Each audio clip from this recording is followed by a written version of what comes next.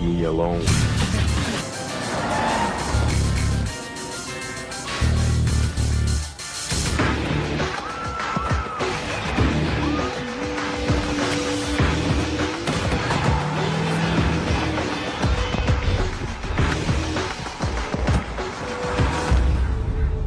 I don't see the Scottie Barnes thing when you're the best guy in the team and the team doesn't win at some point. Some of that's got to be on you. I haven't really seen him be an impact guy on a winning team.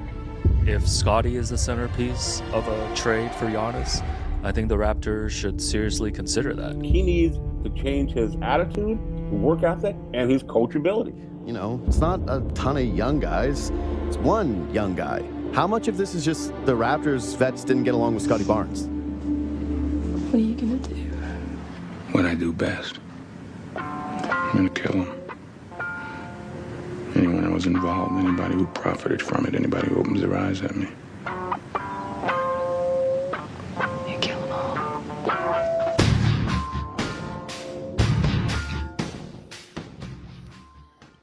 I promise you this comes from a very good place.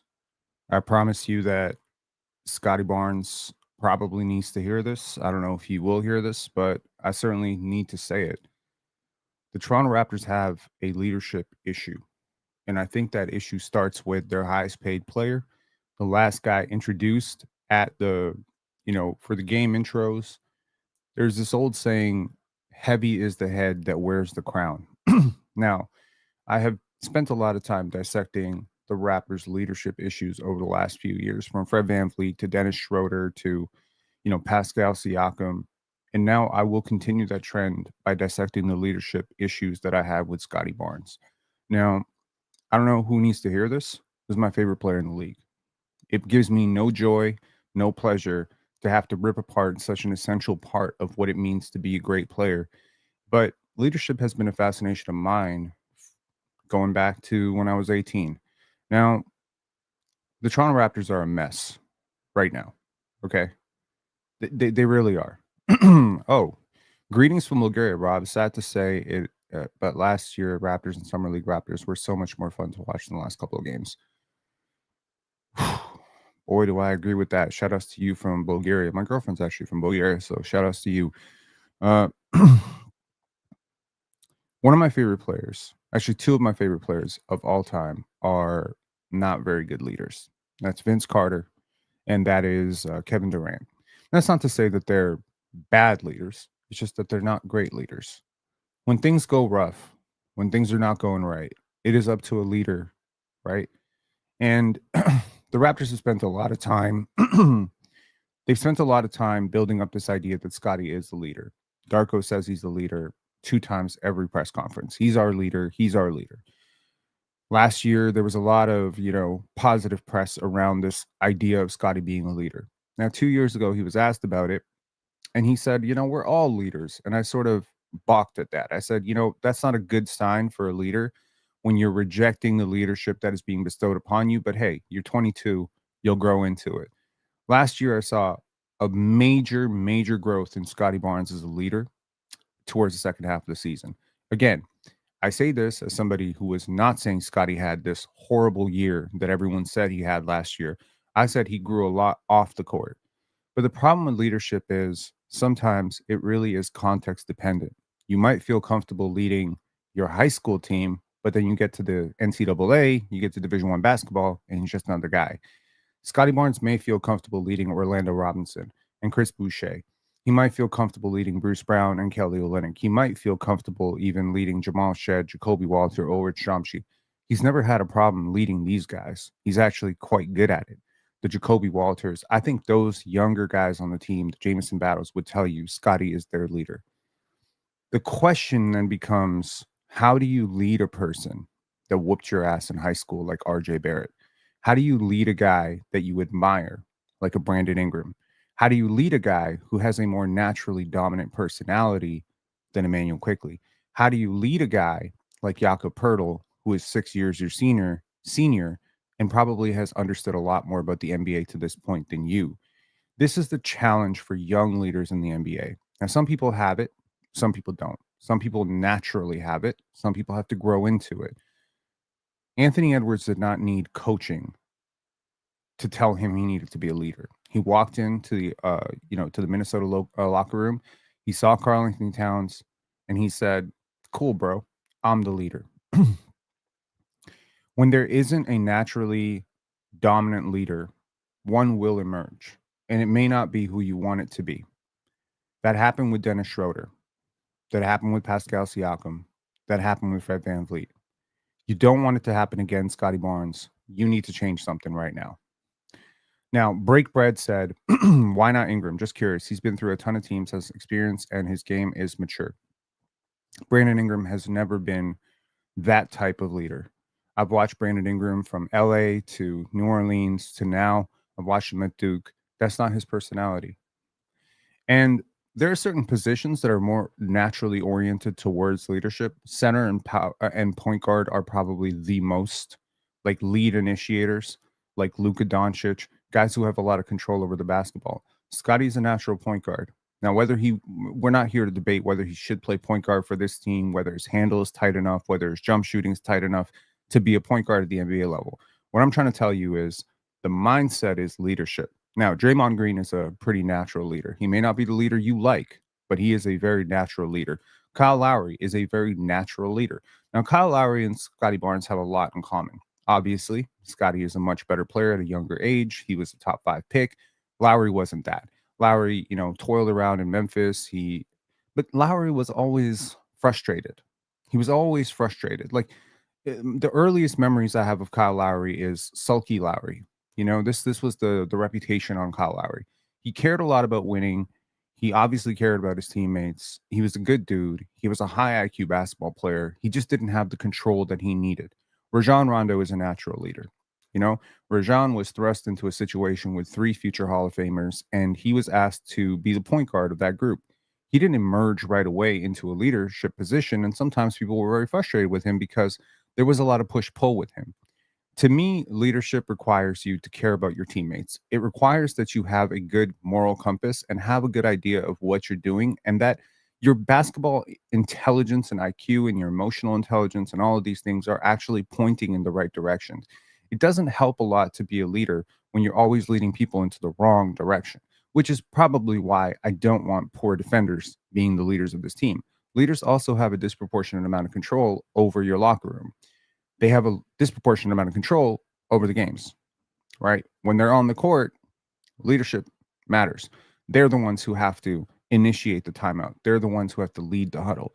If you want a good team in the NBA, it has to be player-led. If you want a bad team in the NBA, let it be coach-led. Young teams are often coach-led. But right now I'm watching the Chicago Bulls win basketball games. Who is their leader? Josh Giddey. Josh Giddey is taking that leadership mantle. He has taken it. The OKC Thunder, who is their leader? Unquestionably, it is Shai Gilgeous-Alexander. Was Shai a leader the second he popped into, OKC? No. Chris Paul was a leader. He had to learn from him, right? Jason Tatum, another example, right? When he had Kyrie Irving next to him, he deferred. When Kyrie Irving got hurt, he took over. Teams thrive when the right people float into leadership positions. And when the right people cannot float into leadership positions, unfortunately, they must take it by force. And there was a play last night, and you'll think I'm overthinking it, but I promise you I'm not. Look at this. Okay, this is a very innocuous, silly play. As a point guard, this play drives me insane. Under no situation on earth should any player, I don't care if it's Scottie on the wing and RJ under the basket, I don't care if it's Jamal Shead under the basket, there better be a really good reason to look off a guy who is occupying the exact same place on the court with no defenders that you are heading to. And here, RJ Barrett feels very comfortable just looking off Scottie Barnes and taking this dunk. Why?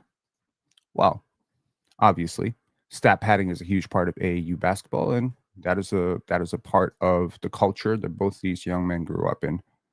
As a point guard, this type of play drives me insane because I would probably bench myself if I decided to go for that. It makes it a little bit more silly when you consider that Scottie is higher in the pecking order. So you didn't just look off a random scrub. You looked off your franchise player. You didn't just look off a random scrub. You looked off the star player who's been looking for you all game. It's weird. Now, you'll say I'm being conspiratorial and whatever, but it's plays like this that never happen on good teams, ever. The number of times that Scottie Barnes or Colin Murray Boyles or, frankly, Grady Dick, the number of times these guys are open and someone will just decide to take 1-on-3 to the basket is irking me. And it reminds me that as much as you want to focus on Darko Rajakovic being soft, as much as you want to focus on Emmanuel quickly being a ball hog, or RJ being tunnel visioned, or Brandon Ingram, and all of his concerns, although I think Brandon Ingram has been awesome. I think you have to look at the player who has been called the leader. I think you have to look at Scottie Barnes in this situation and say, how do you allow that to happen to you? Rasheed Wallace would not allow that to happen to him. Rasheed was a leader. The compass was sometimes off, but Rasheed was a dominant personality in that locker room. There is a lot to be said about Kobe Bryant, guys, that, frankly, Scottie has said many times. He grew up admiring Kobe. Kobe was a leader. He grew into one. He grew into a better one as he aged. When he was young, he wasn't a great one. He was sulky. His body language sucked. People don't want to remember that. But 2001, 2002, 2003, Kobe Bryant had a ton of bad traits. He knew he needed to lead. He knew subconsciously that it was the right thing for him to lead because Shaq was lazy at times. Even though he was the best player on the team, he was lazy at times and sometimes just a little bit of a goofball. You need to have a seriousness in your practices, and practice has to be run by a player. It cannot be run by Garrett Temple. It cannot be run by Jakob Poeltl. These guys are not important enough. It has to be run by a dude that people genuinely fear. And I hate to say it, but you have to have played some level of organized sports to know that this person emerges on every team. The one whom everyone is kind of a little bit afraid of, the one that everyone kind of admires, looks up to, and maybe, throwing chairs and punching guys in the face is a bridge too far. But that type of intensity has to happen. I remember a story, about, I've heard so many stories about Kevin Garnett's leadership in practices. He would get in guys' faces. There would be fights. Latrell Sprewell and Allen Houston. There's tons of stories about that. Michael Jordan. It's one thing to say a guy's a leader. You have to actually earn it. Because every one of these players, Scottie Barnes is not playing on a team with a bunch of G League hopefuls anymore. You are playing on a team with 2 former McDonald's All-Americans. You're playing on a team with multiple top 3 picks. You're playing on a team with a lot of guys who have grown up thinking and envisioning they were taking the final shot. You're playing on a team with a bunch of guys who make $20+ million a year. These are, in their minds, stars. Star J. He doesn't think he's a role player. He thinks he's a star. Okay? But in New York, he had Julius Randle. Julius Randle said, nah, RJ, stand aside. It's my team. Nobody else could say shit to RJ. Nobody. But when Jalen Brunson got there, Jalen Brunson's dad on the team, Jalen Brunson, a very dominant personality himself, RJ settled into the third option. You need 2 players who are strong enough, or at least one player who's strong enough. And you know what? Scottie is such a selfless dude. His leadership will not be Scottie Barnes takes 25 shots and everyone stands around and watches. No, Scottie might take 8 shots as a leader. But that's the good thing about having a selfless leader. This is a great problem to have. Your leader being selfless means that Brandon Ingram will get more shots, that RJ Barrett will get better shots, that Emmanuel quickly will get better shots, that Jamison Battle will be found when he is hot. And if Jamison Battle has hit 2 straight threes and Emmanuel quickly comes down and he misses him on the left corner and passes to RJ Barrett because he wants to get RJ paid, it is Scottie Barnes who must go up to Emmanuel quickly and not yell at him, but calmly explain to him that Jamison Battle was open. Don't make that mistake again. And it needs to be a firm message. It needs to be a firm message. I mentioned that 2 of my favorite players were not the greatest leaders, and that's Kevin Durant and Vince Carter. Oh, I had hopes that KD would blossom into that player. But no, he never did. He allowed Russell Westbrook to run the reins of the offense. Then he allowed, Draymond Green to run the Golden State Warriors locker room. Then he allowed Kyrie Irving to lead the Brooklyn Nets. And then he just kind of threw his hands up when things weren't going right in Phoenix and said, okay, well, I guess shit's not going well. It's not my problem. You could be a 30-point per game scorer. You can be the best player in the league. It doesn't mean that you're a leader. LeBron is the leader, not the greatest leader, not my favorite leader, not my type of leader, the one who always throws everyone under the bus and, coaches through the media, is a bit of a coach killer. Yeah, I don't love that, but at least we know where the buck stops. I'd rather you be an ineffective leader than an unwilling one. And that's my issue with Scottie Barnes right now. Now, again, whether Scottie Barnes realizes he's the leader of this team or not, he is. In a lot of ways, he is. And I know he is because when he's going right, this team is going right.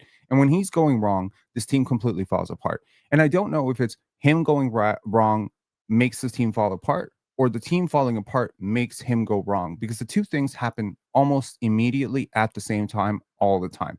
Yesterday was a good example. Scottie Barnes bangs up his hand, at the end of the first quarter, and he's not himself for the rest of the game. Why? Well, here's the thing.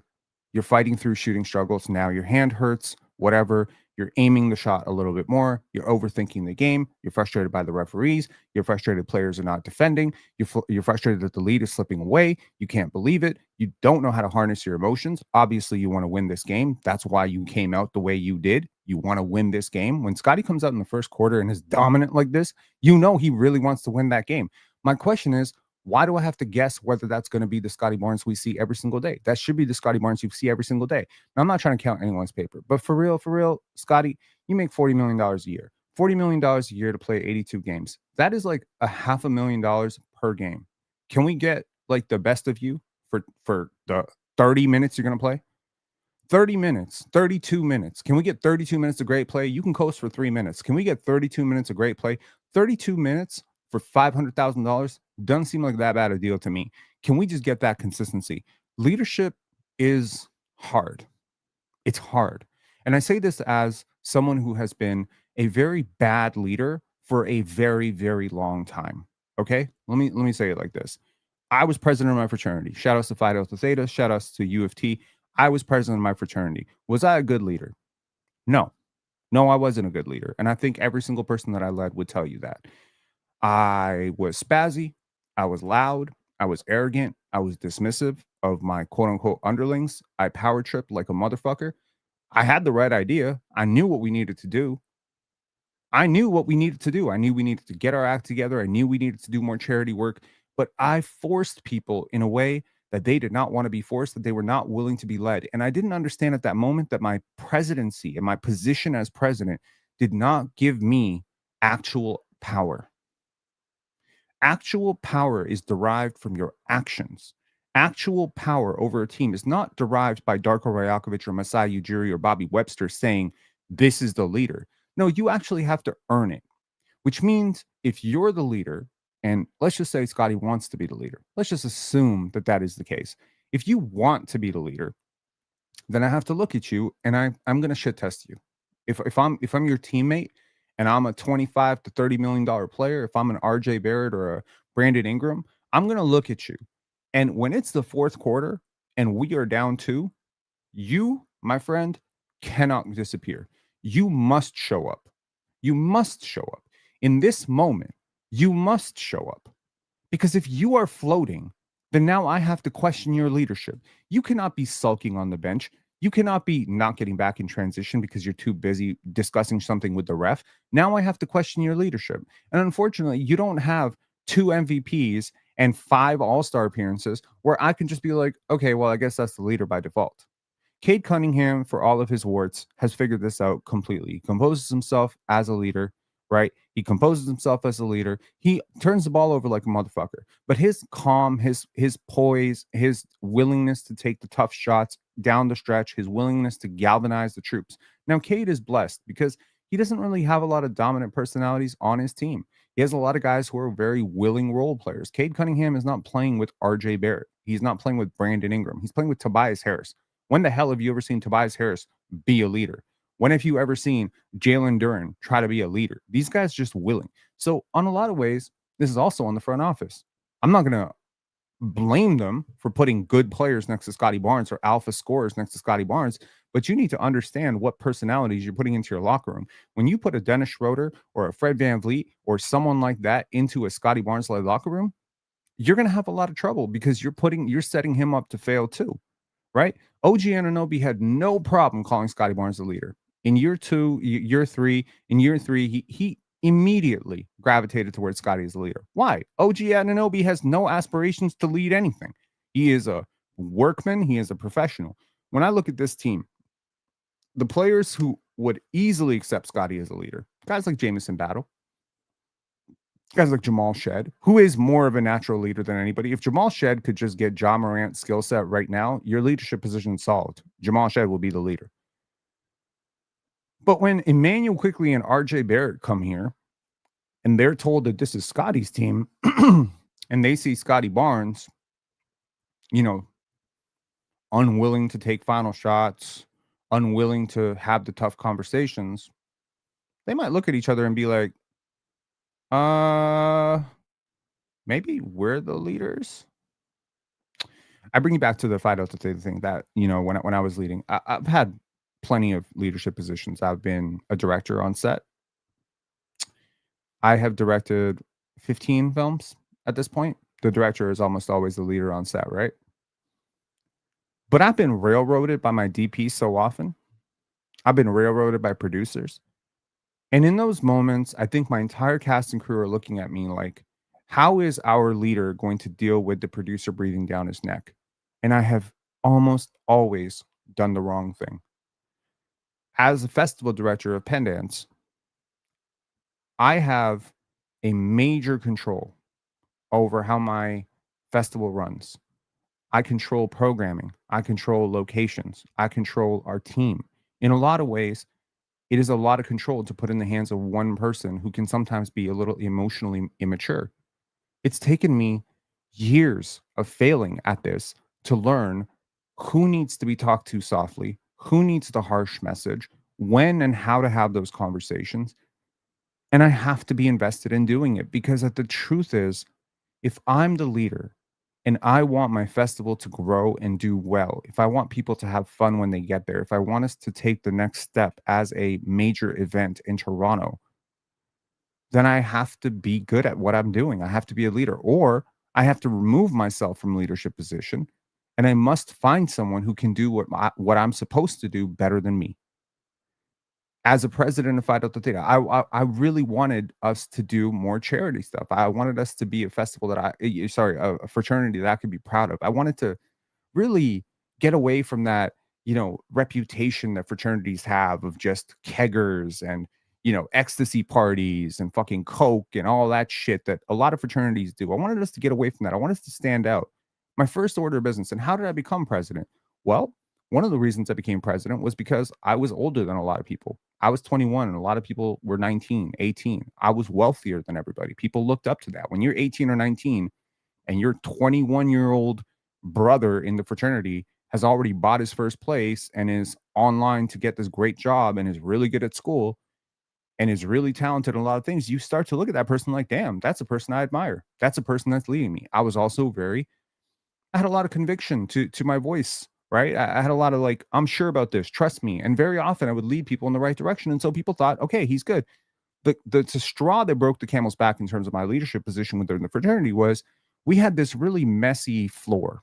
It was old, it was dingy. And I just so happened to be pretty handy.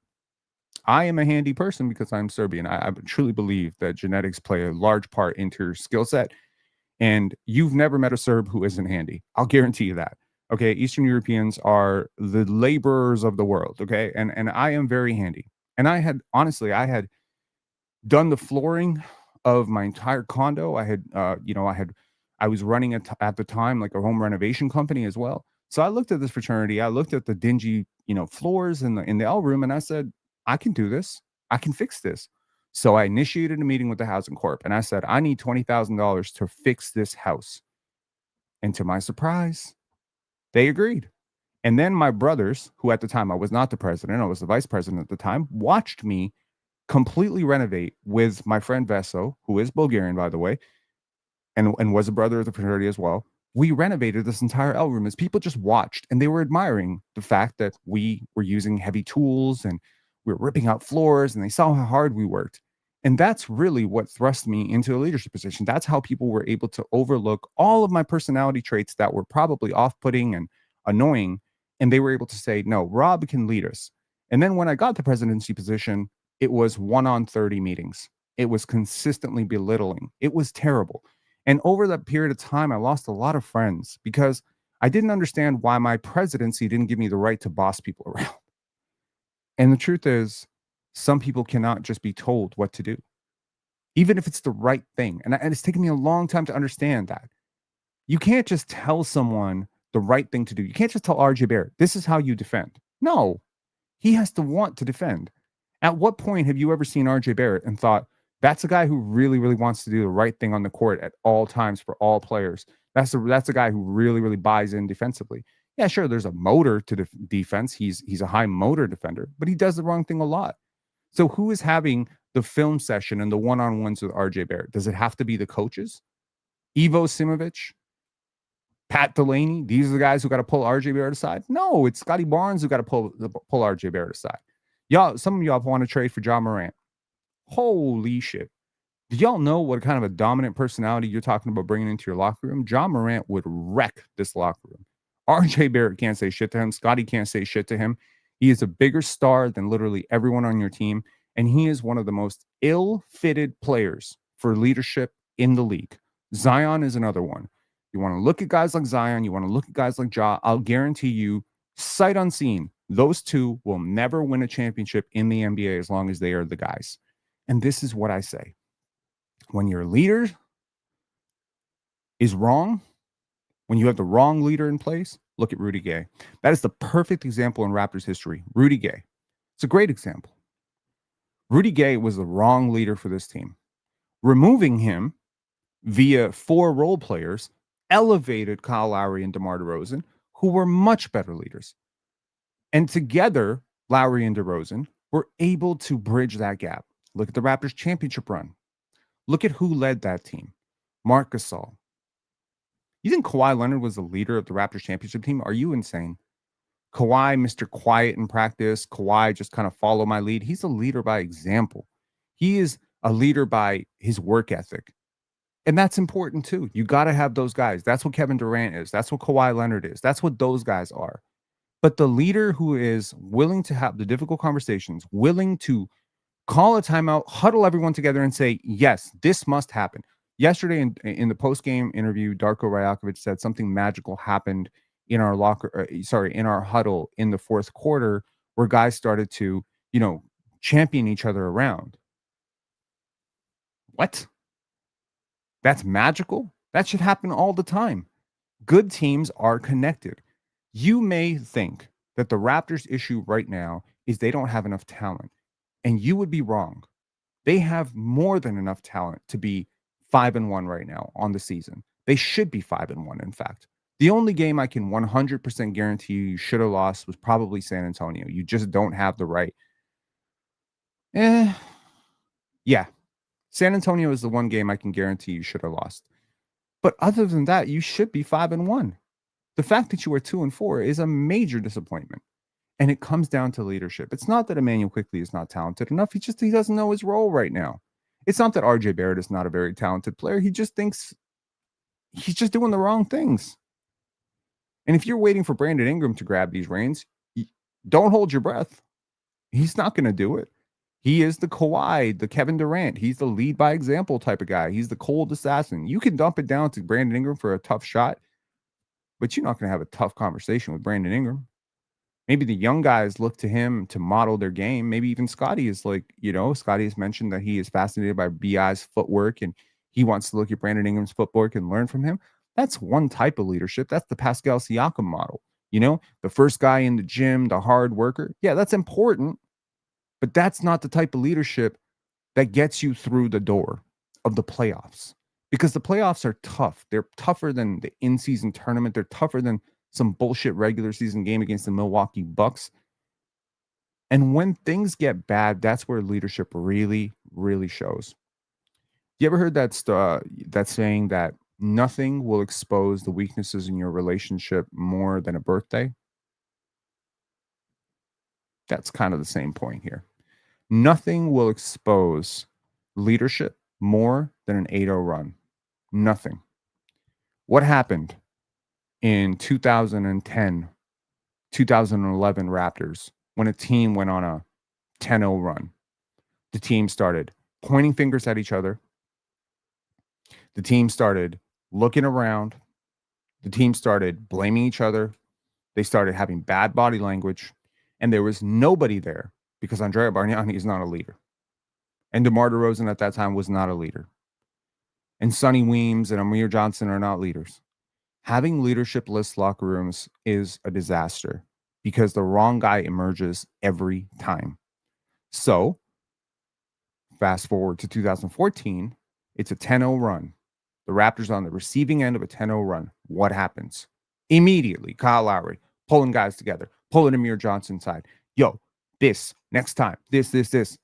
That's leadership. That's leadership.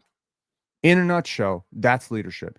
And that is what I saw from Scottie Barnes last year towards the second half of the season.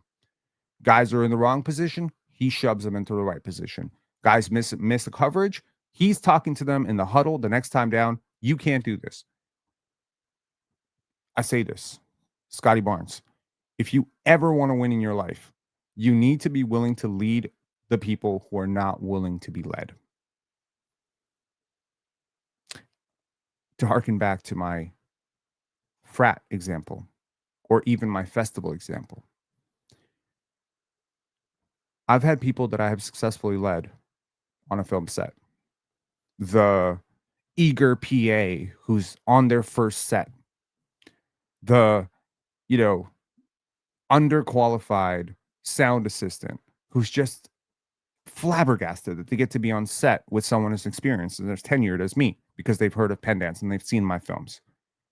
That's not the person that I'm going to struggle leading, because that person is basically like, jump, boss, how high? When I have a struggle with leadership, it's the actor who has 20 years of experience on me and is doubting whether I'm telling him the right thing. How do I deal with that guy? It's the producer who is financing my film and has millions of dollars more than me. How do I finance? How do I lead that guy? How do I preserve my vision? At the fraternity, it wasn't the eager 18-year-old who's just like super wide-eyed and super, amazed by my talents. It was the person who was my age, who was probably heading for, a six-digit salary within a couple of years, who probably thought they were smarter than me, cooler than me, and whatever, and had a better idea of what to do than me. How do I lead that guy? Leadership is so funny because you can lose it too, right? When you do something, let's say Scottie Barnes just one day just decides he's going to leave the court midway through the game. He's just done with it, throws a chair at the crowd and just leaves. Let's just say he gets so emotionally frustrated he does that. Your leadership is now up for grabs because we're not looking at you the same way again. Let's say Scottie Barnes decides midway through the game that he's just going to stop shooting shots just to make a point. He's just going to stop because he got looked off 4 or 5 times. You can get it, but then you can lose it too. Kyle Lowry had so many emotional moments. When DeMar DeRozan was traded, it was Kawhi who came up to Kyle and said, "Look, and Kawhi is on record saying this. He went up to Kyle Lowry and he said, "Look, I know your best friend got traded. I know you're not happy, but right now we have a chance to do something special." And I think that was a great sign of leadership from Kawhi. And I think Kyle focused. And he was lucky that he had a veteran-laden locker room that believed in him enough to forgive the fact that he had ghosted management the entire offseason, that he was salty, that he was borderline demanding a trade, and he focused, and he got a championship out of it. Kyle was not a perfect leader. DeMar was not a perfect leader. But together, they bridged each other's gaps. Vince Carter? When things were going wrong in Toronto, Vince often was just willing to coast. It was Charles Oakley who was willing to have the tough discussions. It was Antonio Davis. As much as I don't like Antonio Davis, for a million reasons, the least of which is the metric system shit. He wasn't soft. He was willing to have the conversations, right? You look at other leaders throughout Raptors history, you think about TJ Ford, think about Jose Calderon, think about Gravis Vasquez a little bit too. These are the people that make teams run. So what is it that the Raptors have lacked in the 5 years since Kawhi? The 1 year they were good, they still had Kyle Lowry. They still had Kyle. They still had Serge. They still had Mark. And that's enough. Those are good leaders. And by committee, they can do it. But the minute those guys left, you haven't been to the playoffs since. I mean, one year you got to the playoffs, and I think that's largely due to the fact that Nick Nurse still had some command. Kyle, Fred VanVleet, by committee, they were able to do it. But things fell apart really quick. So at this point, if Scottie Barnes ever wants to win a championship as a franchise player, he is going to have to do the thing that is deeply uncomfortable for him, which is lead people who are not willing to be led. No, not Jakob Poeltl. No, not Jamal Shead. No, not Chucky Hepburn. No, not AJ Lawson. No, not Ulrich Shamshi, who is gone now. No, not your best friend from childhood or one of your best friends, Jonathan Mobo. Not the 3-star recruit, Colin Murray Boyles. No, not Garrett Temple. No, not Jakob Poeltl. You're going to have to lead your other 3 starters that make $25 million plus and probably are the orbit of their own worlds right now and have their own concerns. RJ Barrett's camp was let known publicly, by the way. This is on record, right? They were told RJ Barrett is being shopped, which means RJ Barrett knows he's being shopped. I mentioned this in last night's live. Emmanuel Quickley knows that the Raptors tried to trade for potentially Drew Holiday and Derek White. They play his position. He knows. These guys know. You know, definition of insanity is doing the same thing over and over again, right? When Pascal Siakam did not get his contract extension, when Fred VanVleet didn't get their contract extension, what happened to your locker room? It fell apart, right? Game theory suggests that every match is either oppositional or cooperative. A team must always face another team. It is when the team is sort of facing each other.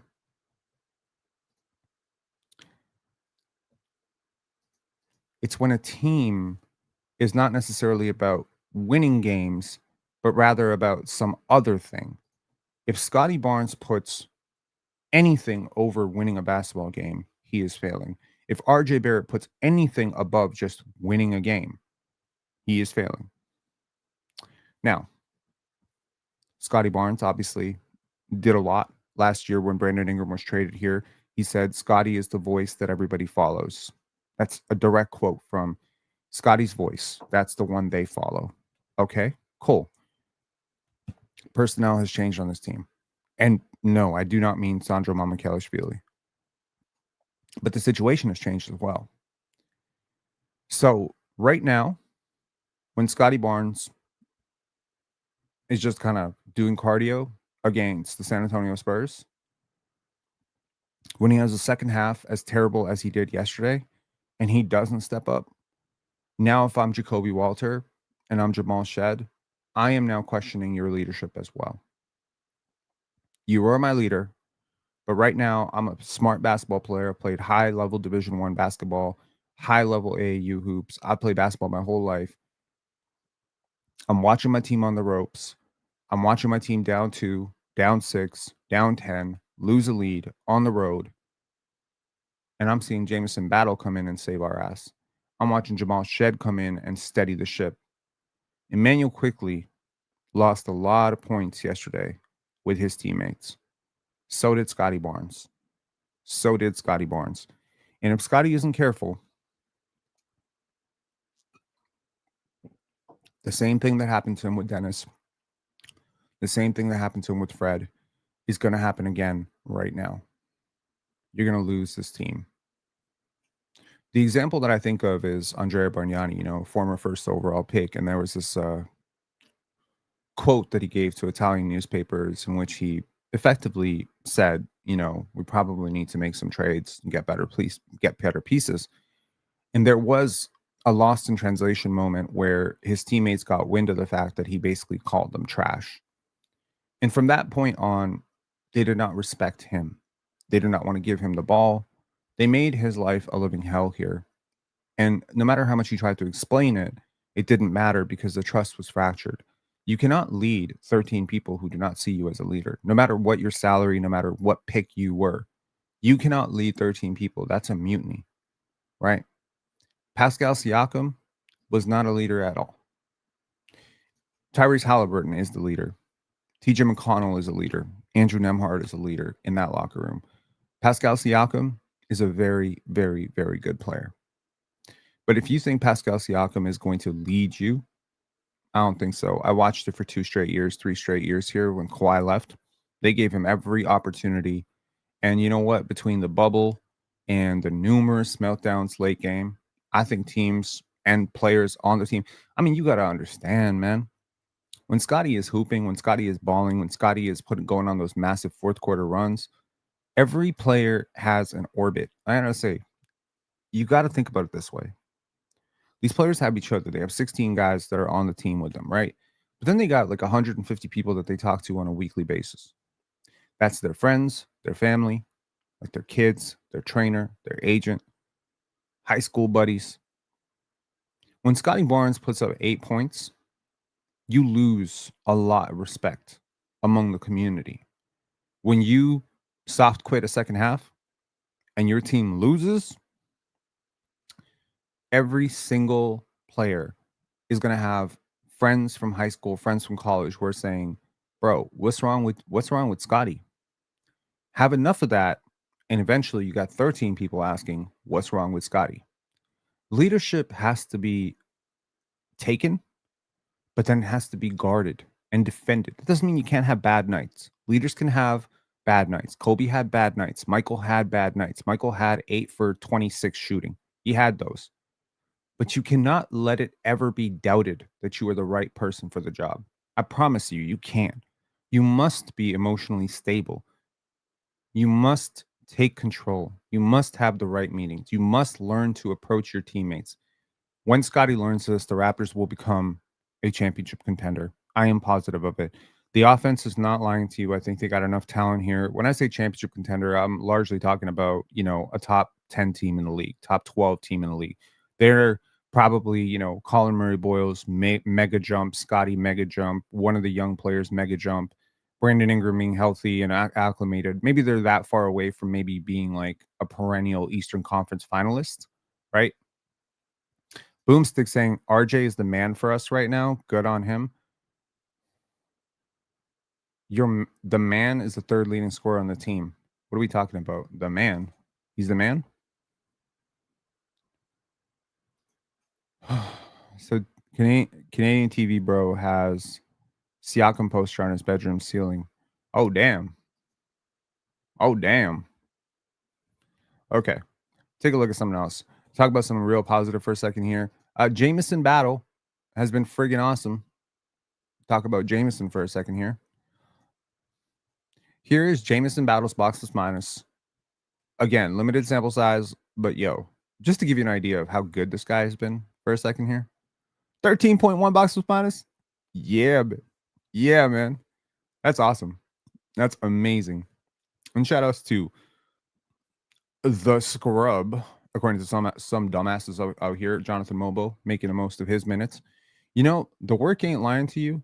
When Darko Rajakovic talks about, the guys like he did in his post-game scrub yesterday, he talked about how Jamison Battle is doing extra work, how basically, like a lot of these guys are putting in a lot of extra work. He talked about Jonathan Mobo as well. He said he stays after practice. He did the play groups thing. So I look at that and I say, okay, like this is all positive, right? The Raptors are going to get like really, really positive results out of the back end of their roster.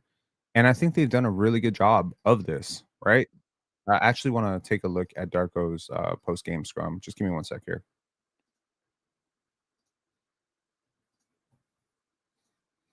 This was telling. And I do want to dissect it too. Use and you used so many of them in the game against Houston early, and then I look at this game and you kind of let your guys ride it out in the fourth quarter. That level of trust, like what did you see in how they're able to bounce back and be resilient to kind of come back into the game? I had only 2 timeouts left in the fourth quarter, so I could not call them sooner than that. Team was really fighting throughout the whole game, and when team is playing to that way, you can sometimes play through some mistakes, seeing that the effort is there and the good intentions are there. So that was the main reason why we let those guys play there in the fourth quarter. Third quarter was the big one. Third quarter was really the game there when they went after halftime lead and they got a 10-point lead. Something amazing happened in our huddle, and guys started really to lift each other up and to talk to each other. And we were able to come after that, and obviously Jamison Battle played an amazing role in all of that to get us energy and swag back. And we were able from there to really have control of the game. So big win for us, and we continue to build on this.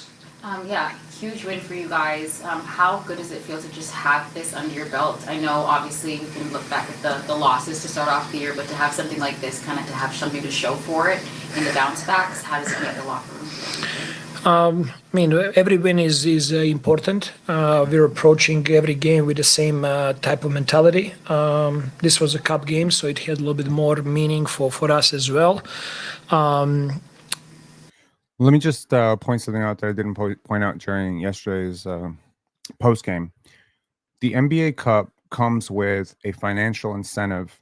The pool is $18 million. Now, a lot of people know that if you win the NBA Cup, every player on the winning team gets around $500,000 or so. At least that's what it was 3 years ago. I think now it's up to like 510, 520,000 because it goes up with the basketball related basketball income, right? So it's gone up by about 3% this year. But what people may not know is that every single team that gets knocked out in the quarterfinals. So to everyone who doesn't understand the NBA Cup, let me just break it down for y'all real quick. The NBA Cup is 8 teams. It is comprised of the 6 teams that win their group, right? So the Raptors are in a group with the, with the Cleveland Cavaliers. That's the first game they had. They have Atlanta in their group as well. So if you come out of this group, the top team in every single group gets in automatically. That's a bid. Then you get 2 more teams. They're wild card teams. Okay. Those 8 teams, and the wild cards are based on the best teams based on point differential, win total among the teams that didn't win their division or win their group. Does that make sense? So if the Raptors go 3-1 and the Cavaliers go 3-1 and the Cavaliers have a larger point differential, but the Raptors point differential is larger than the other teams that didn't win their division, then the Raptors would be the wild card. The best way to win, the best way to guarantee it, go 4-0. That's the best way to do it, and I hope the Raptors do it. Let me tell you, it's 8 teams, right? That's the quarterfinals. Then it goes down to 4 teams. That's the semifinals. Then it goes down to the finals, which is 2 teams. The team that loses in the quarterfinals, the guys still get over $50,000. Now, I just mentioned earlier that Scottie Barnes earns and Brandon Ingram pretty much earns $500,000 every single game, right? That's the math is correct on that. Do you know how much Jamison Battle earns? Do you know how much Jamal Shed earns? $50,000 is not a small deal to Jamal Shed and Jamison Battle right now. NBA careers are not guaranteed. Jamison Battle was an undrafted free agent. There's no guarantee that he won't get injured. If he gets injured right now, if he has a serious injury right now, touch wood, pray to God Jamison Battle and Jamal Shed don't have serious injuries. This is the end of their career. So you may have trained to be a lawyer and you have 40 years to make your money. These guys, they might have 4 years, 5 years to make the money for the rest of their lives. Because from this point on, they're going to be agents, they're going to be trainers, they're going to be coaches. They're never going to touch this type of salary unless they become entrepreneurs. So when I look at this, I say, it makes sense to me that it was Jamison Battle and Jamal Shed, right? But here's my question. And this is the question for every starter on this team that makes so much money. Y'all are a good team, right? Y'all are a selfless team. Y'all are buddy. Y'all hang around all off season. Y'all don't fucking care about Jamison Battle, bro. Giannis said that he wanted to win the NBA Cup last year for a teammate on his team. Now, it might have been his own brother. I don't know. But there was some player on his team. I think it was AJ Green. And he was just like, oh, I want to get, this guy a house. $500,000. The NBA Cup may be a joke to some people. It's a new thing that a lot of old heads frown upon. But it is a great indicator of where teams are at mentally. You need to lock in for these games. You can lose the game, for sure. The Raptors certainly have never sniffed the top 8 in the last 2 years. But right now, you just beat the best team in your group because of injuries and because of Jamison Battle going on a historic run. And it's not surprising to me that a guy like Jalen Tyson, it's not surprising to me that that dude and Jamison Battle and Jamal Shed were the top performers in this game. You know why it doesn't surprise me? Because $500,000 is not their daily salary. It's a third of their salary. If you want to talk after taxes, Jamison Battle has a contract of less than $2 million a year. Jonathan Mobo has a contract of less than $2 million a year. Now, again, for an NBA player working in a league where billions and billions and billions of dollars are being handed out to players, you have to consider $2 million is poor among NBA players. So it makes sense that those are the guys who actually showed out yesterday. That's all I'm going to say. But also, if you're Scottie Barnes or Emmanuel Quickley, you making so much money, your teammates, your bench players, guys like not necessarily Ochai and Grady because they're lottery picks, but your younger players, even your OG vet, Garrett Temple, hasn't made a ton of money in his career. Let's just be real about it. I mean, he's had a long career, so I guess he's accumulated, but he's worked hard for it. But the Jonathan Mobos, like Scottie Barnes, bro, do it for Jonathan Mobo. You know what $500,000 would mean for Jonathan Mobo? Go win this for your best friend.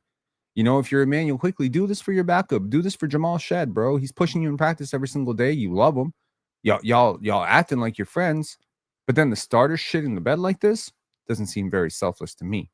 That's what I'm going to say. I don't think that people understand what kind of group of people we have, and guys that care so much. And obviously, they wanted to get this win today. Ghost has IQ. It's best not to even engage in this chat.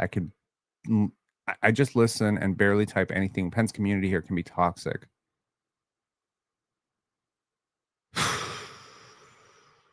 What? What's going on with y'all? No one's really mad about it. I'm just saying it's an indicator, and it's not really that he scored on it. It's that he had a player wide open underneath the basket who's been looking for him all game that he didn't pass to. I don't know why this is hard for you to understand or if you're slow or whatever, but as a player, I have never, ever, ever, ever, ever in a million years, no matter if it was the clunkiest fucking the center that I've ever had in my life, I've never looked off a player open under the basket. It's like a cardinal sin in basketball. You don't get to drive to the same place that someone else is occupied. And you know what Ghost has IQ? If you have so much IQ, why don't you look at another example of a player doing that in your life? Go ahead. Player wide open under the basket, demanding the ball, hands up, saying, give me the ball. Player at the left wing or the right wing drives into the exact spot that player is standing and dunks the ball, basically dunking on his own teammate. Go find another example of a player doing that, and let me find out that it's someone like, I don't know, Jalen Green Let me find out that it's fucking like Cam Whitmore. Let me find out that it's fucking J.R. Smith. You ain't never going to see a good player do that. You're probably not going to see LeBron James or Luka ever do that. So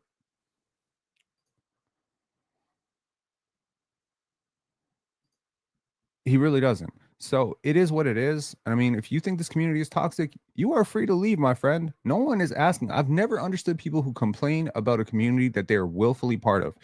No one is holding your hands here, bro. You can leave and never come back. And I promise you, Ghost has IQ. I mean, no disrespect by this. If you never comment in this chat again, I promise you I won't cry. I promise you 2 years from now, it won't be like, oh man, that Ghost has IQ guy. I wonder what he's doing right now. I probably won't even remember who the hell you are within 3 weeks. So you understand what I'm saying? Like, no one is asking you to be here, sitting here and saying the chat is toxic or this or that. Like, honestly, miss me with that bullshit. Like, is this generation a little bit soft? A little bit soft. You know what I mean? It's a little bit soft. Like, we're having a critical discussion. People say I don't ever talk bad about Scottie Barnes. I have literally dissected his leadership and lack of proper leadership for about 50 minutes right now. People say I don't give RJ his his flowers. I gave him plenty of his flowers for playing well a couple times. Boomstick, you're soft. Charmin Pensare. How about this? I would like you to call in. You have a phone, clearly you're typing in. Go call in. Tell me why I'm soft. Go ahead. We can have a discussion about it. How about that?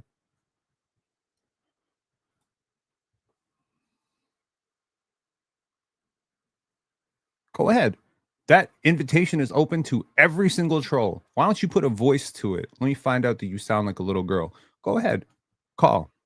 Don't want to call? Then shut the fuck up. And they give it all. It was not pretty. There was a lot of moments they were making mistakes and things were not going our way. But how connected this group is and how they work together and how they love and support each other is what really motivates me to come to work every single day and to be around this group of guys. Not just the energy, but the efficiency that Jamison played with. What are you able to see with his game that we're not necessarily able to see behind the curtain? He is the guy that he is ultimate professional. You know, he does everything in his power to work on his body, to stay ready. Today, people don't know, but after shoot around, he stayed and he played in our play group, and he played for 20 minutes there and playing one-on-one, and he's just like doing everything in his power. And he's not the only one. Jamison did it today. Jonathan Mobo did it. Garrett Temple, all of those guys, they're always staying ready. So I take a moment to just say I had not heard Darko's entire, presser or any of his presser when I made my post-game comments last night. I talked about Jamison Battle being ready and being a professional. I will say this very confidently. Barring an injury, Jamison Battle will be a 12-year pro. It takes a lot to be a 12-year professional. It takes emotional maturity, mental maturity. I promise you, there's guys out of the league right now, like Kobe Buffkin, where it's just like, damn, they're talented. Really talented, right? Talent doesn't get you through this league. I promise you that. Scoring 20 points a game does not get you through this league. Buying into a role and understanding how to execute on that role, staying prepared, staying professional, staying consistent, that's what gets you a role, okay? And to every single player on this team, please understand, playing in the NBA is a privilege. Playing on a team that is, free of, for the most part, toxic energies and being led, frankly. Look, man, I say this as a player. I would love to play on a team led by Scottie Barnes. Who doesn't want to play on a team with a guy who is super selfless and is committed to the defensive end and is willing to do everything possible? Why do you think I support this guy so much? I would love to have played with him. Any good player would want to play with a Scottie Barnes. Any good player would want to be on a team led by Scottie Barnes. Any good player would. You got to care about the right stuff, though, right? Got to care about the right stuff. That pays off when you have that type of approach to work and work really hard and you're committed. It pays off. I mean, I know that this has always kind of been a close-knit group with your time here, but there's something about this season, particularly in the huddles and ways that guys are able to lift each other up, that stands out differently than years past. Yeah, it's not happening. That's the cap. And I know Darko doesn't like to coach through the media, and maybe some people wear that as a he's soft. I don't think he's soft. I think I hope and pray that he is having these conversations behind closed doors with these players individually. Now, once again, he said last year, I didn't call Ochai Baji. I didn't call him out. I called him up. It's this thing is very simple. Okay. I don't care what you say to the media because honestly, like feeding your players to the media right now will only make you endearing to the media, but will actually make your players easy scapegoats for losses. I don't like coaches who coach through the media personally. I also don't like necessarily when coaches lie about things that are objectively not true. He can say, we did not play well tonight and we're lucky to get the win. And I think that would send the right message out. I don't think that that would be shitting on his players. Instead, he's choosing to take the sort of kumbaya, we lifted each other up bullshit. I saw the game, bro. You did not lift each other up. You fucking quit on each other. Your whole team is fucking dysfunctional as hell right now. Your body language is terrible. Emmanuel quickly is like looking unhinged out there. You got RJ Barrett kind of playing his own game. You got Scottie Barnes, like for the second half in 3 games, kind of just walking up and down doing cardio. And I understand he might be hurt and hurt his hand or whatever. But yo, man, like he's clearly frustrated. Oh no. Shed is questionable in illness tomorrow. We are fucked. 40 minutes of Emmanuel quickly. We're dead. I mean, oh, wait a second. Does this mean one of 2 things could happen? 1, Scottie gets backup point guard minutes, which I've been asking for all offseason. Or could we get Chucky Hepburn? Yo, this might be a blessing in disguise. I love Jamal Shed, but I'm very curious to see what Scottie at point. Jakob out as well. Yeah, Jakob has been working with Alex McKechnie. We'll see what that results in. This is a new group of people. Like we started a rookie who played 20 minutes and guarded, Mobley, who is one of the better players at his position in NBA. This group really cares about right things. That is true for about 13 players on this team, maybe 14. Maybe 15.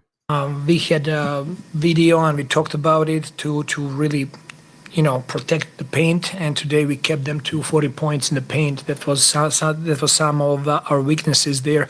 So they're a really group that's really trying to move forward and to grow. And that group really loves to play for the city of Toronto and for our fans. So really proud of our group tonight. As evidenced by their home record, by the way. And group effort, and we got to go to the next one now. And then lastly for me, you mentioned him there, Colin. Fearless has been a word that you use when it comes to describing him, but these different kinds of matchups, have you seen anything like that as someone who's just really fearless and goes for it and really kind of learns in that regard? And what's your assessment been of him so far? I think that he's going to have great nights. I think that he's going to have nights where things are not going his way. That's just how it works. He's still learning what it looks like to, to play every other night and how to prepare his body mentally, physically for those kinds of effort. But he is fearless and he really cares about the right things and he really is trying to play. What did you like in the third quarter of you guys kind of things falling apart coming out of the first half, but then you guys getting back? Jamison battle. Okay. Glad that he gave him credit. I do want to say, I used to talk about this a lot when I think it was in the 3rd year when Scottie would do pressers after losses and, Pascal would do pressers after wins. And I used to say that answering questions after you've won is a lot easier than answering questions for why you lost. A sign of really good leadership, in my opinion, with Scottie is that he has often done pressers when they've lost. And I appreciate that about him. I will appreciate any player who's willing to stand to the podium and answer for why his team didn't perform, as opposed to necessarily only showing up when his team does perform. This is not a shot at RJ, obviously, but knowing how media availability works, it is ultimately up to the players who really wants to speak and up to the coaches who want to speak. And today, I think Jamison Battle probably should have been the only player to speak, if I'm being completely honest, because he's the only one. Jamison Battle and Jamal Shed probably should have been the ones to explain how this team won, because quite frankly, they're the ones who won this team the game. It's not Scottie who won this team the game. Although I will say, you know, shout outs to Scottie Barnes being a much better paint protector. I think I'm being a little harsh on Scottie right now because I'm a little bit frustrated because I think he could be so much better. And I see the vision for how he could probably save this group. But, you know, this comment here is fair by Troy Knights. Imagine boxing out Evan Mobley for a possession. You give up an offensive rebound because grade or IQ, don't put a body on a 6'3" player. Scottie better than me. I'd be way worse. I agree. Because when I found a big who routinely did not set screens for me or routinely wouldn't roll hard for me, but would only roll hard for my backup point guard, I used to fucking want to throw a chair at that dude. Now, again, I was 17. I was a hothead. I got a lot of technicals. That's who I was. Okay. But Scottie's passionate. Maybe what Scottie Barnes needs to do after a loss at some point is throw a fucking chair. Throw a chair at a wall. Make sure no one's there. Throw a chair and let people know this ain't acceptable. We're not going to lose like this. Okay, back to RJ Barrett. It's something that coach talks about, though. Like, you know, just talk about how we need everybody, you know. So throwing Jameson in there gave us a spark for sure. And then, I mean, we did a good job of playing defense tonight. We played defense, and then when we rebounded the ball. Okay, cool. You know, the rest of the game kind of, you know, speaks for itself. Like, thinking we had that little lull in the third where we weren't getting into stuff. We were turning the ball over. Little lull is extremely disingenuous. It was a complete emotional, mental, and physical breakdown. Complete. Okay? I need some accountability for that.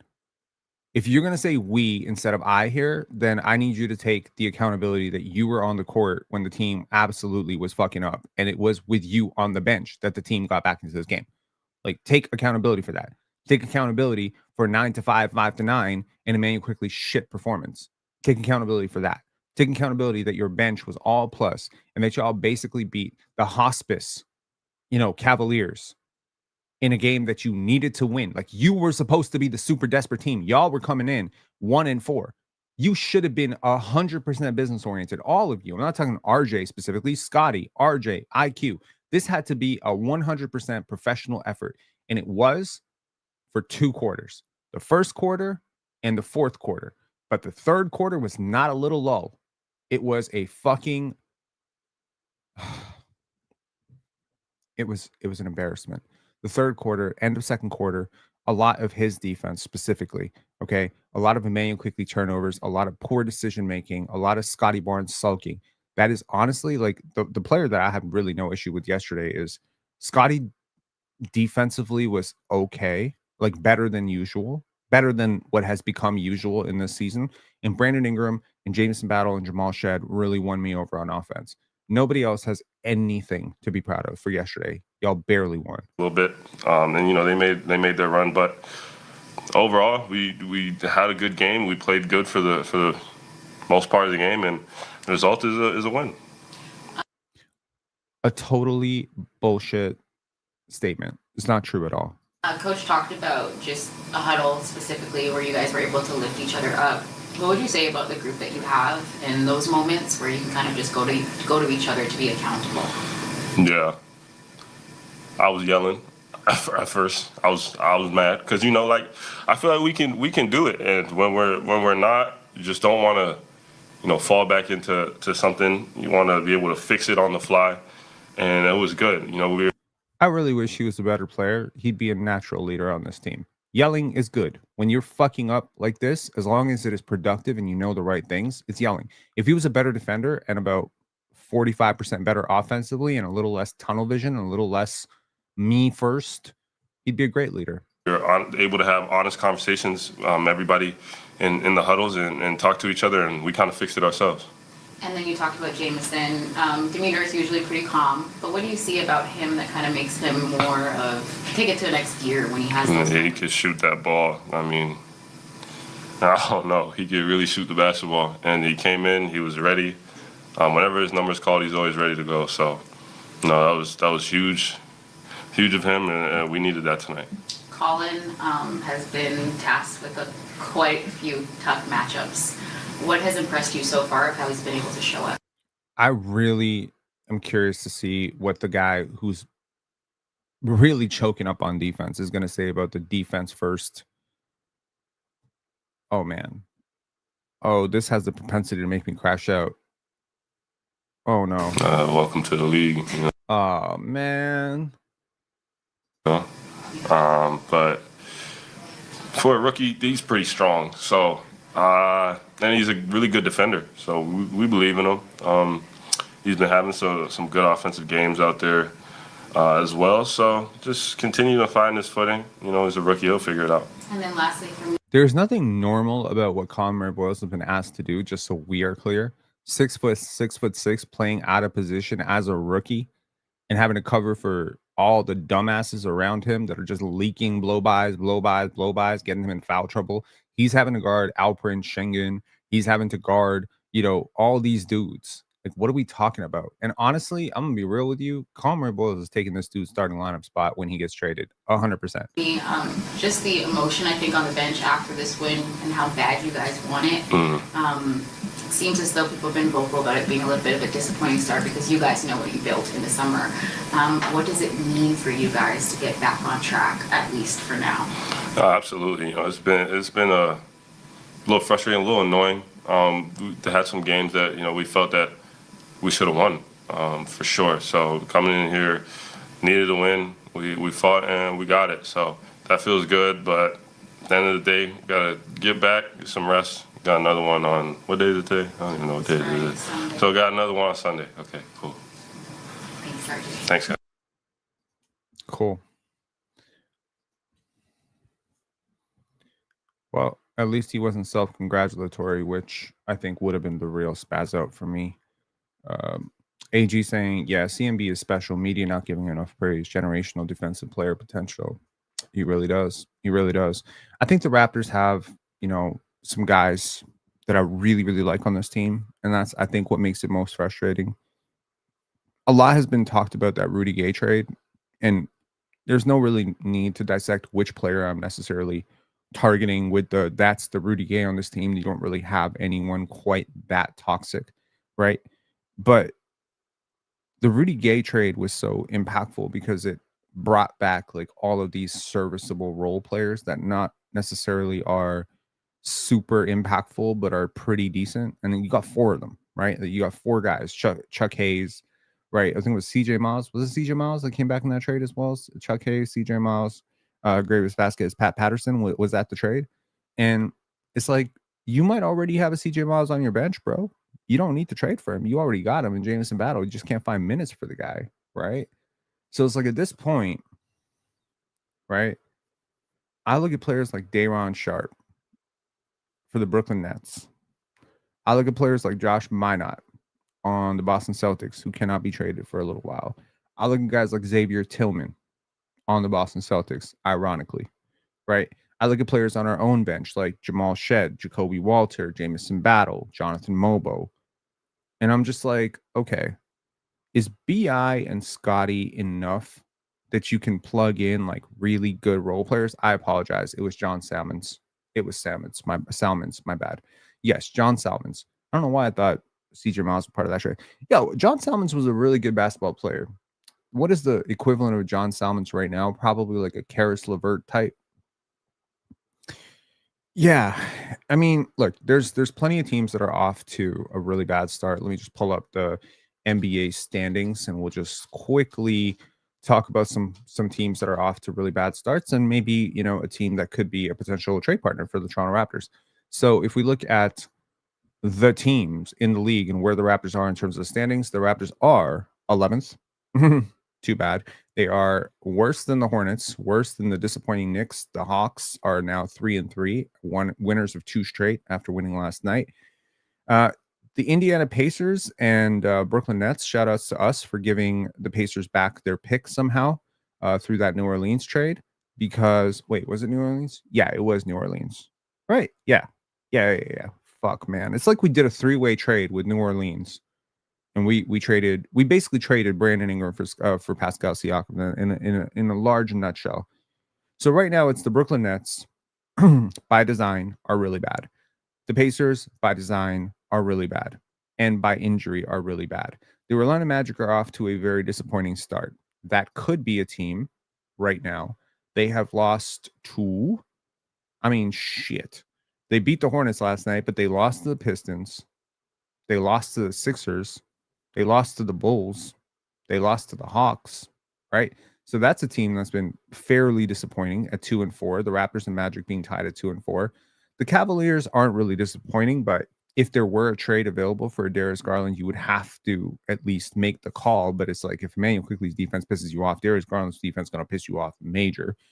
The Sixers, Bucks, and Bulls leading the conference was not on my bingo card or yours, quite frankly. The Heat finally, lost one last night or 2 nights ago against the San Antonio Spurs, but that was without Norman Powell, without Tyler Hero. They are looking like a good connected team. They pushed the Spurs to the brink in the fourth quarter. So I see that and I'm like, okay, what is the team that could actually use some of the players that the Raptors have? And that's probably the Orlando Magic. The Orlando Magic are the team. Looking over at the Western Conference, teams off to surprisingly bad starts. The Pelicans, who do not have their pick, and quite frankly have no real incentive to continue down this road this year, they're going to be really bad. I think every single person with half a brain cell could have told you the Pelicans were going to be god-awful this year. So I look at the team like the Pelicans. I look at the team like the Kings. These are the teams that perhaps the Timberwolves, the Phoenix Suns are going to be bad. I think that was kind of obvious. The Utah Jazz maybe are a little bit better than they want to be right now. Denver losing that game last night in very surprising fashion to the Portland Trailblazers. Portland getting off to a 4-2 start despite being one of the youngest teams. The Thunder and the Spurs are absolutely wrecking through the Western Conference right now. Thunder just, despite being down many, many times, have just been finding a way. I think the Kings are like a very logical trading partner. The Pelicans are a logical trading partner. I think Mavericks, not so much. Timberwolves, who would you even trade for? I think the Timberwolves could be a very interesting trade partner for the Toronto Raptors, actually, if I'm being honest. Let me try to figure out a trade with the Timberwolves. Let's fire up the trade machine and let's see if we can't figure out a trade with the Timberwolves. And let's just see if we can find one that makes sense. One sec here.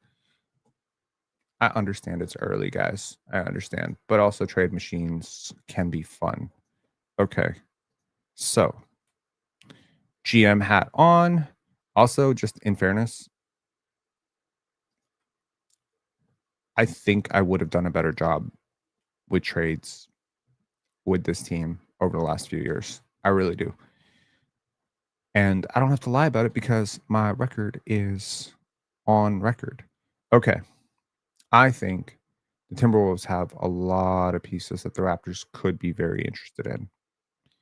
First off, Mike Conley. Like 37-year-old Mike Conley may be kind of like wearing out his, like he might be on the chain end of his, but he is a professional basketball player, man. So here's what I would do if I was the Toronto Raptors. Now, this is going to be a tough one to execute, but let's try it. Mike Conley, Dante DiVincenzo, Rudy Gobert. 4. Jakob Poeltl, RJ Barrett,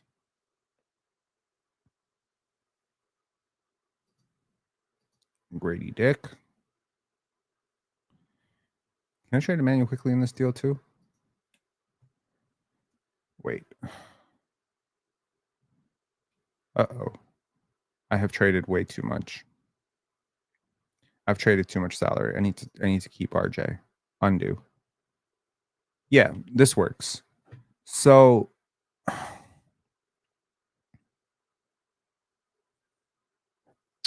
trading a point guard, you're making them. Yeah, this makes sense to me. In my opinion, Mike Conley has very little value. Dante DiVincenzo is positive-ish. And Rudy Gobert is probably at this point regressing to a negative asset. but he is a hell of a rim protector still and a massive upgrade on Jakob Poeltl at that position. Mike Conley is a pretty stable point guard. He's not necessarily great. The swap of Dante and Grady would require that the Timberwolves believe in Grady Dick's upside. And this is the one that could, this, if Grady pops in Minnesota, this could be a deal that backfires because you're not really getting a major upgrade anywhere. But I would make this trade straight up. I think this trade sort of rebalances the roster, gets you off of a couple of your bad contracts, and you take a bad contract in return, but at least someone who Summer Low saying Minnesota wouldn't do that without picks. Well, they're not getting picks because we're not really taking back anything of significant value. You're still keeping Anthony Edwards. The players we really, really would want off this roster are Jaden McDaniels. Like, if I could trade for just anyone on this roster, I would trade for Terrence Shannon, Naz Reid, Jaden McDaniels. Obviously, they're worried about the expense of their roster, and Jakob Poeltl makes a lot less money going forward than Rudy Gobert. And Rudy Gobert is 33 years old. Paying Rudy Gobert $35 million at 36 years old is not exactly a positive for the Raptors. Now, I just think that Scottie could use a Rudy Gobert because Scottie would unlock Rudy Gobert better than most of the players that he's played with in the past. Like, he's played with more ball-dominant guards, right? Whereas with Scottie, I think a guy like Gobert could just be like a lob target, like a vertical lob threat. So obviously, if I wanted to add picks, I'm sorry, I'm asking for Jaden McDaniels, Naz Reid, Terrence Shannon. That's the only way you're getting picks from me. One of those guys. So right now, you kind of give him a younger version of Dante DiVincenzo who makes a lot less money. You can probably, if he works out, you extend him to, maybe $15 million a year. If he doesn't work out, you just waive him. It's not the end of the world. You get a dynamic point guard who can hit threes. Like, Immanuel Quickley is a better player at this stage than Mike Conley. And Jakob Poeltl, yeah, sure. But the future, like Jakob Poeltl at 20 minutes a night, I think this helps. Jakob Poeltl is a much better offensive player than Rudy Gobert. Straight up. Just a much better offensive player. So you're trading defense for offense here.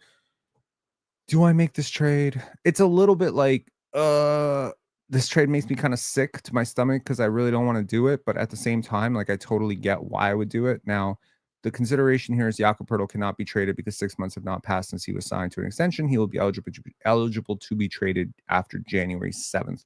Now, you're kind of selling low on a bunch of guys, but that's at least one trade I would think about. Let's pull up the Pelicans. Now, this is an interesting one because I would 100% trade for certain players on the Pelicans. And the one player I would target is Herb Jones, who's not having a great year, by the way, just so we're clear. Just you're buying on hopes and dreams here, okay? Hopes and dreams. Now, Kevon Looney would be the other player. So you get your backup center. Not a big guy, but he's 6'8" and he is sturdy and he can set picks. So take these two players, and what would you give them? I think in this case, you give them RJ Barrett and a pick.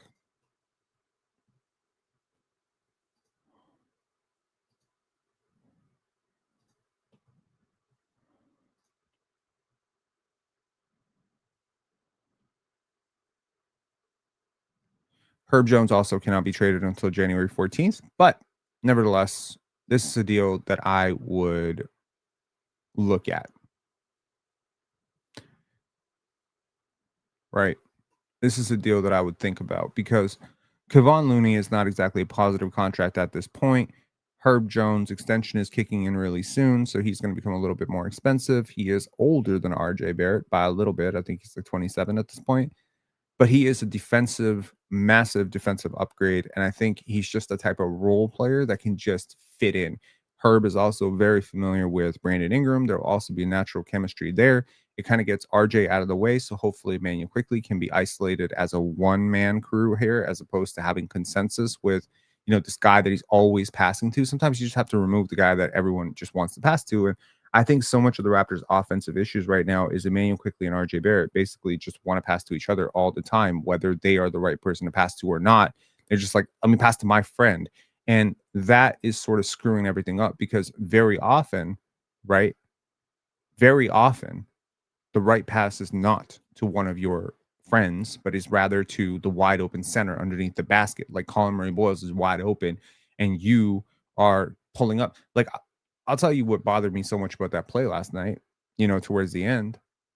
Emmanuel quickly opened under the basket. RJ's making that pass 100%. It's just favors. Favors are annoying. What about the Kings? Quick. What about the Kings? Okay, the Kings. Would you make a trade for Sabonis? No, I wouldn't. But I would love Malik Monk.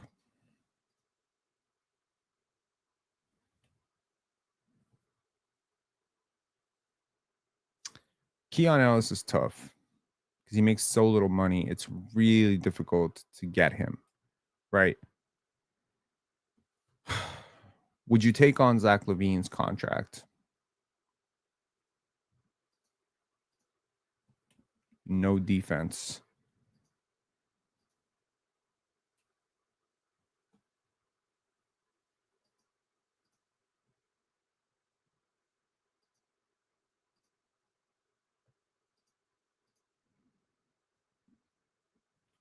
Would you do this? Grady, IQ, and RJ for Keon, Zach LaVine, and Malik Monk.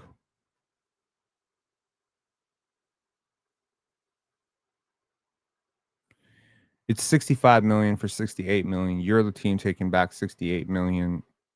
Financially, the deal works.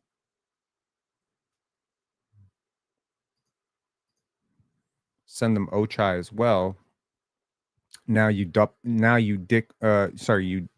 the tax. You take back 2 years of Zach LaVine money. The positive of the Zach LaVine contract is it becomes an expiring contract at the end of the season. I think his synergy with Scottie Barnes would be perfect because he is just that perfect off-ball player. He is a much better shooter than RJ Barrett. He's probably exactly what, he's like a very athletic. He does give you that athleticism pop. Like, you just become a way more athletic team with these three players, right? So, yeah, I think I would probably consider this trade very strongly. I think most of the Kings players' values are in the toilet right now. And a deal like this sort of reshuffles, rebalances your roster a little bit. I think Malik Monk would be mega underrated and a cost-controlled version of Emmanuel Quickley, who does not think he's a point guard. So that's important. I think Keon Ellis is the type of dog-ass defender that you need off the bench, or maybe even in your starting lineup. I don't know how he starts, but, if he starts at the 1, Zach starts at the 2, BI starts at the 3. Once again, you kind of fall into the problem of Scottie Barnes having to be a power forward by default. Okay, let's look at another team and try to make another trade here. Heat, not interested. Team kind of has to be bad to make a trade. Well, teams don't have to be bad to make a trade necessarily, but it does help the desperation when a team is kind of bad to make a trade. The Jazz trade has been done a million times. I'm not going to make that trade over and over. Would you trade for Joel Embiid right now? I don't think so. Would you trade for Tyler Hero? I don't know about that. Would you trade for, what about Atlanta? It's not working out so far. They haven't looked great. The Dyson Daniels extension, like, he immediately stopped being a good basketball player the second he signed that extension. I'm not really sure what to say about that. Jalen Johnson would be a freaking dream on this team, but they're never going to trade him. That's just a hard team to make a deal with because you really don't have any contracts that you could trade back for, right? Like, unless you're willing to take Luke Kennard and Onyeka Okongwu, but how does that help them? You know what I mean? You could look at the Brooklyn Nets. I think the Nets are an underrated, trade partner. At least Masai Ujiri and Sean Marks had a really good relationship. Would you make a deal for Michael Porter and Nick Claxton? Well, you can't have all three, so let's just remove him. Would you make a trade for Day'Ron Sharpe and Michael Porter Jr.?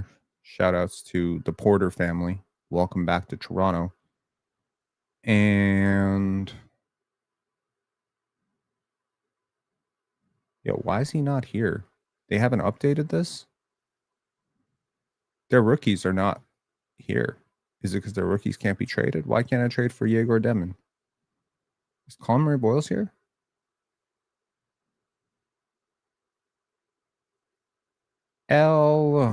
Okay, cool. Whatever. We're not trading for rookies. So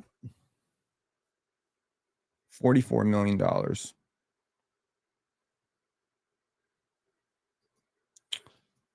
You want an offensive engine and you want a center. 47 for 44. This deal works perfectly. Who says no to this? Jakob Poeltl and RJ Barrett for Michael Porter Jr. and Day'Ron Sharpe.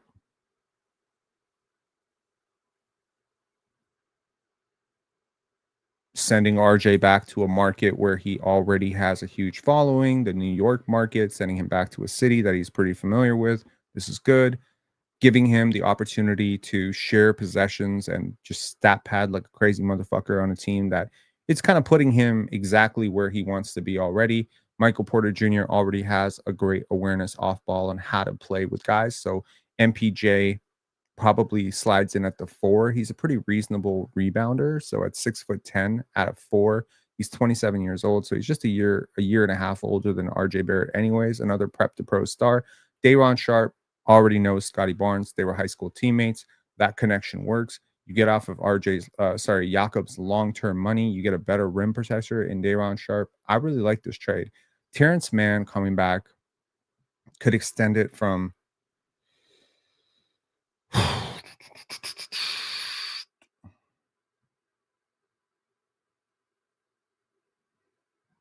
now we're just taking back too much money, aren't we?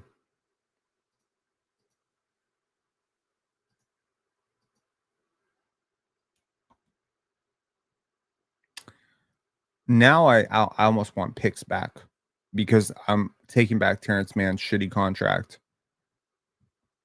Yeah, now I just want picks back. So I will take the 2027 New York Knicks pick. Yeah, I think this works. Except now I'm deeper into the tax shit. Why do I always end up in this like clusterfuck of like 5-player trades and shit? Okay. We really don't have anybody else that we can even trade, so I might have to take. Let me take Terrence Mann off. And let me just add Haywood Highsmith. This works? Kinda. I mean, you're getting rid of a lot of shooting, but you're also adding shooting with Michael Porter. And you're opening up another roster spot, which maybe allows you to fill out some depth behind so you can get a proper center. Do they have a center? Would it make sense to get Noah Clowney here? I'm not really even a fan of Noah Clowney, to be honest with you. Drew Timme is in the G League right now. Kobe Buffkin has been waived. I'm pretty sure Derek White has been waived too. This roster is not up to date. But yeah, I mean, like looking at this team, would it be crazy to just go all in here? How about this? Can we just swap rosters with this team? Would this even work? Here, Terrence Mann, back to the Raptors. 5-for-5 trade, $91 million for $91 million, flat even. Would you make this trade? You get a rim protector in Nick Claxton, you get a starting center in Day'Ron Sharpe, or you get a backup center in Day'Ron Sharpe. So you address that problem. You get better defenders across the board, and you get Michael Porter Jr. In exchange, you give them basically 5 players who started for you last year. Nice one saying too many players. I agree that it's too many players, but does this deal actually just make you way better? I think it does.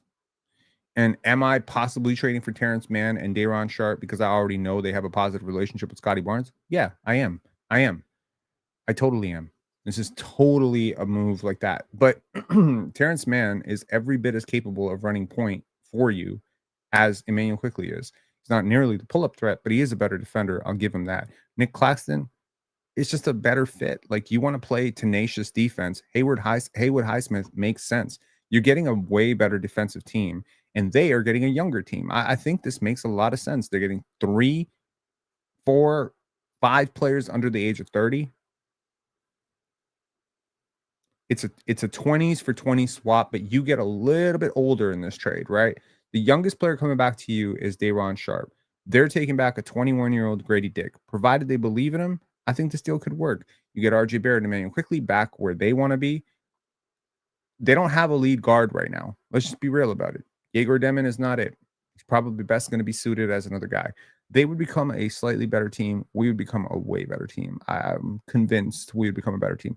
A lot more physical. That's what I'll say. You got 4 physical ass players. Nick Claxton, Terrence Mann, Haywood Highsmith, Day'Ron Sharpe. Now, problem is playmaking. Your offense, your 0.5 offense. Apart from Michael Porter Jr., none of these guys are necessarily accustomed to playing very quick basketball. I have some issues with Nick Claxton's maturity, but he is a tenacious defender. He is a decent rim protector, and he has some value there, right? I also think from a contractual point of view, you get a little bit like less top heavy with some of these contracts. I think you're getting off of 2 very long-term contracts that give me a lot of cause for trepidation. You're also getting off of 2 players you did not extend, and another player who right now in Grady Dick, who's kind of proving to you that he's probably not going to be worth extending. Now, the way this deal could backfire, in my humble opinion, is that Grady Dick really just goes off under Jordi Fernandez. If Emmanuel quickly just blossoms into this like wonderful star guard, if RJ Barrett and all the development he's done, this is a trade that could backfire, mega backfire for the Raptors. Mega backfire, because you're going away from star types and going way into role player types. No player that you're getting back has the potential to be a star. None. Nick Claxton, 0 star potential. Haywood Highsmith, 0 star potential. Terrence Mann, 0 star potential. But you know what else they don't have? They have 0 star aspirations too. Michael Porter Jr., perfectly comfortable guy being the third option. Playing off of BI and Scottie is not that dissimilar from playing off of Jokic and Murray. There's actually a lot of natural synergy with Michael Porter Jr. in Toronto. I actually think that that's great.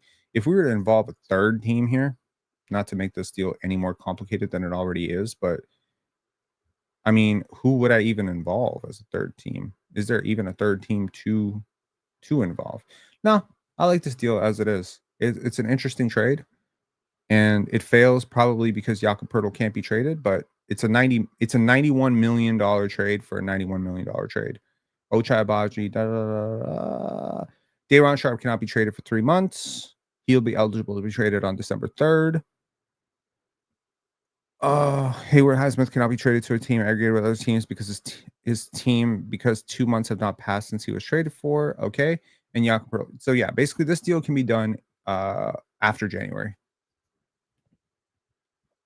I would consider it. I really would. Look at the Mavs. The Mavericks would be a really good idea. Let's look at the Mavericks. Let's see here. Okay. Whew. Daniel Gafford. Clearly. Najee Marshall. Clearly.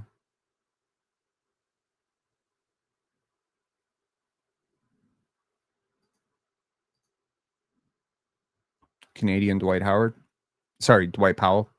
Okay. Gafford, Powell, Najee Marshall. For what? What are you giving him? You got to give him something substantial for this. You're not just going to get away with giving them RJ Barrett. Could you? Yeah, it's not going to be that simple, bro.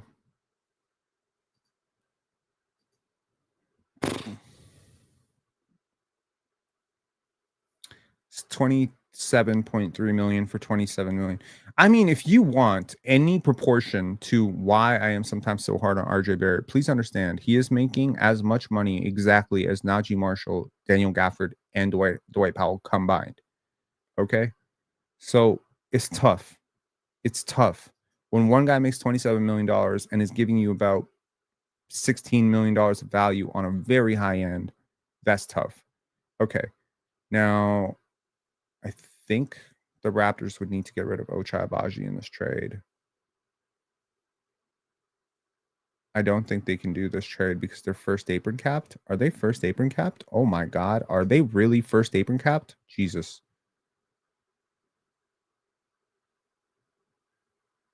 Oh, they can. Ooh. That's tough. That is very tough. Okay. So here, I'm assuming you have to add picks here, unfortunately. So 2028 top 8 protected. No, 2029 top 8 protected. Trade to the Mavs. Yeah. Yes, a deal I would very much consider.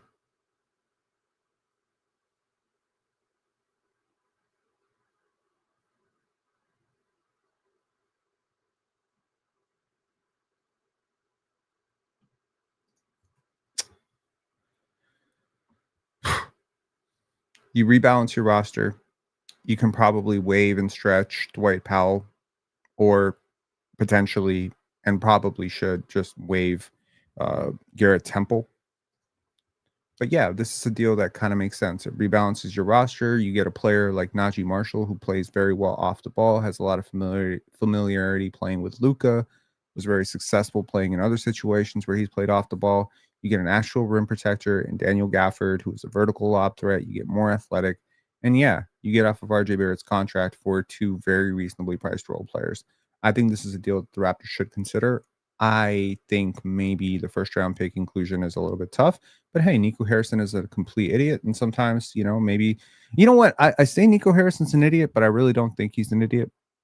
And that's the problem. I really don't think he's an idiot. Like that Luka trade, I don't think he really wanted to make that trade. I think ownership kind of forced his hand, but he has made some very, very smart decisions as an executive prior to this.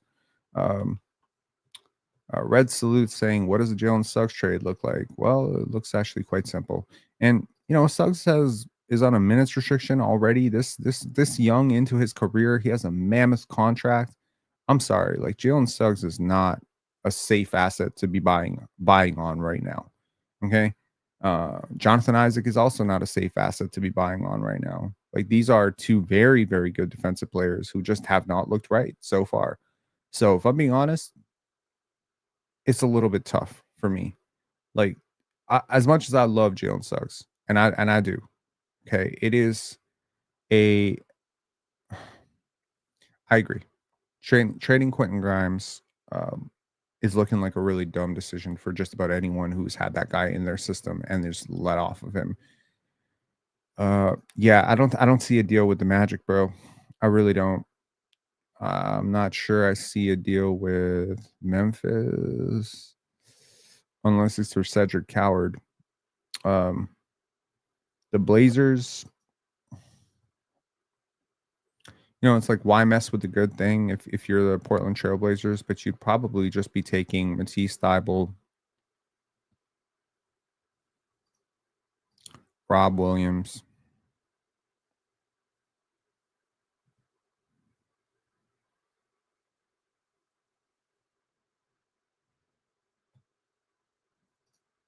Jeremy Grant. I mean, you're going to say this is an awful trade, and I'll agree with you. It sucks. It's tough, but this is the Rudy Gay trade in a nutshell. You're kind of doing a little addition by subtraction stuff. So you would trade Ochai, Grady, and RJ. That's a fleece. That's a fleece for them. You would need picks back for this. And honestly, the deal makes no sense for them. They have no need for these players at all. At all. Unless they just want to extremely shore up their depth. Why are they trading first round picks right now? This is to put this simply, this is a contract clearing thing. And I don't even think RJ is the right contract to get off of here. It might be Emmanuel quickly. Would this deal even work? It has failed. Close. It has failed because There's too much money going. Okay. There's too much money coming back in.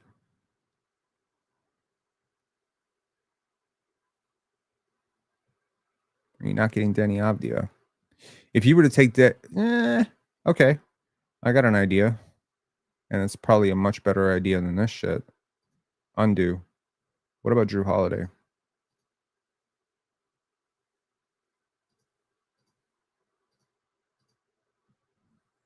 And Jeremy Grant.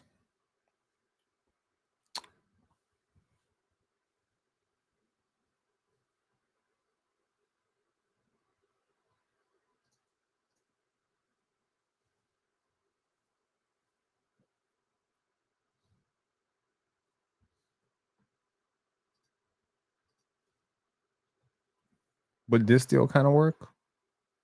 You get way older. They get off of long-term money that they're probably not necessarily the happiest with. It's a lateral move for all intents and purposes. At some point, Emmanuel quickly is going to squeeze behind probably Damian Lillard when he comes back from an injury next year. He becomes a perfect sixth man for you. You get a lot younger. You're already a pretty young team. Maybe getting younger helps you. The Raptors get a lot older, taking back two 35-year-old, a 31-year-old and a 35-year-old. I don't necessarily love this deal for the Raptors, but it's just getting off of that Emmanuel quickly money and RJ Barrett extension. Like, this is kind of like a my problem for your problem situation. But Jeremy Grant can actually play a little bit of power forward, undersized as he may be. He's a slightly better defender than RJ Barrett at this stage. Drew Holiday is a much better defender than Emmanuel Quickly or Ochai Agbaji. This gets you off of the RJ extension, Ochai extension, and Quickly money. I don't necessarily think it's a great move for anybody. This is a very uneventful trade, but I think it puts some veteran presence in your locker room. Obviously, Jeremy Grant wants to start, and in Toronto, he would start. He spaces the court pretty well. And obviously, if you get him to buy in, he can already start thinking about how to get that next contract. He is relatively worse than RJ Barrett right now. I would argue Drew Holiday is relatively better than Emmanuel Quickly right now. And Ochai Agbaji is a nice little plus here. I think this is the type of deal that could be probably made with a couple of seconds attached from their end. I think it's a pretty decent deal, man. Like, it's not the worst. It's just about kind of removing clutter. Like, you have too many players who want the ball, who want to play with the ball. I don't see a world in which adding Drew Holiday to your locker room makes you a worse player, a worse team. And I think, honestly, Drew Holiday would really, bring this team together. So, yeah.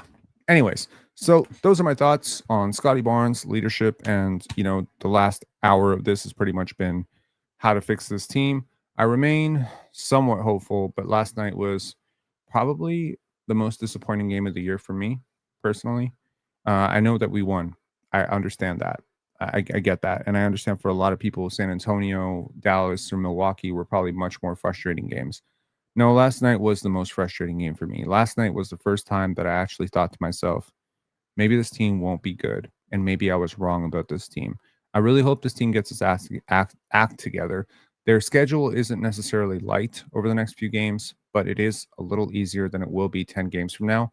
And they really need to get back in the win column at home. All right. And for Darko Rajakovic saying like this team really loves being at home, blah, blah, blah, blah, blah. Well, you know what? Might want to reward those fans that are spending their hard-earned money actually coming out to watch and support this team by actually getting a win at home, because we haven't won at home yet. Dave K saying, is there a world where IQ could bring a 3 and forward? What does that mean? A 3 and a forward? I think at this point, honestly, like, you need to reshuffle the deck of your organization a little bit. Like, I understand the point of Emmanuel Quickly. Oh, a 3 and D forward.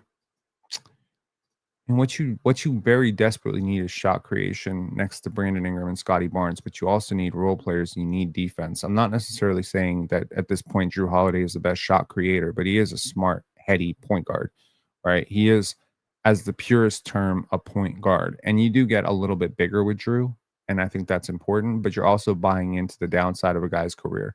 Like, we know what Kyle Lowry became after the age of 35. Drew is exactly 35. Like, you're buying a very negative contract here. Like, Drew Holiday is mega overpaid. mega overpaid for what he is right now. And Jeremy Grant is overpaid. Maybe this deal is like just terrible. It's just stupid asset management. And maybe honestly, to make this deal work, you would need like a young player back. Like, I'm not saying you can get, someone like Toumani Kamara or something, but you might need to get an actual young player back or a young asset back, maybe a Hanson Yang or something like that. Or what I would not do for Donovan Clingan on this team. Yeah, I would add 2 first-round picks if we can get Donovan Clingan back for this. I would add a first-round pick to this if we can get Donovan Clingan back. But yeah, like that's kind of the idea of this, right? Is like reshuffling. There's a lot, shout outs to people who watch Thinking Basketball.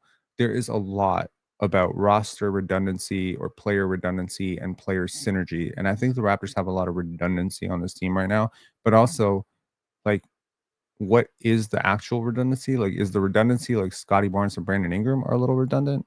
Is a lot of people have pointed to RJ and BI being a little redundant? I don't think they're redundant. I think they work really well together. Emmanuel Quickley and Scottie Barnes' creation a little bit redundant. Or maybe this team is perfect. Maybe they are the perfect team, but they just have all the wrong synergy and all the wrong roles, and no one's pulled them together yet, right? In a lot of ways, maybe you would look at certain teams in the past that have been successful, and before they became successful, you would say, well, that Kyle and DeMar team was stupid because, like, how could you possibly win with that team? But it's just like, that Rudy Gay trade is a accidental contention for the Raptors. Like, Masai Ujiri accidentally built a playoff team. And I think on record, he is kind of admitted that he was trying to be bad, right? Jose Calderon saying Ja got suspended. Damn, bro. I'll tell you what. Tomas Isolo, very difficult to get a player like Ja Morant to buy into a progressive European coach. So, shall we explore avenues to trading for Ja Morant? Honestly, no, we shouldn't, because I don't want Ja Morant on my team. I love him. I think he's a fantastic player. I stood up for him a million times over. I don't think you need Ja Morant on this team, bro. Anyways, I don't think it has anything to do with him being a gangster or whatever.